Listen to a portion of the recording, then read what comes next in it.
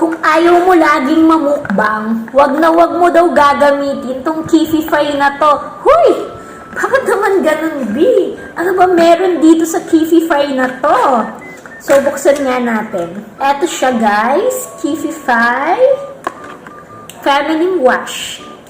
Actually, kahit hindi naman ako gumagamit ditong Kifify na to, is namumukbang naman talaga ako. Huy! Bakit naman ganun, B? So, bakit ako bumili pa nito? Amoyin natin siya. Amoy candy.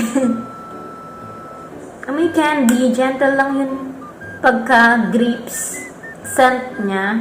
Sabi nila, nakaka-whiten din daw to ng singit. So, ito try natin. Hindi ko pa kasi masasabi kung talagang nakaka-whiten siya ng singit. Actually, hindi naman talaga ako laging gumagamit ng mga feminine wash everyday. Gumagamit lang ako kapag magkakaroon or minsan lang kasi nga ang ating mga Kifi is meron sariling panlinis. So, no need na lagi tayong mag-feminine wash. Kung gusto mo lang laging magpamukbang, di gumamit ka nito lagi. Yun lang yun siguro. Siyempre, nakakahiya naman kung magpapamukbang ka. Tapos, ang baho-baho ng Kifi mo. O, diba?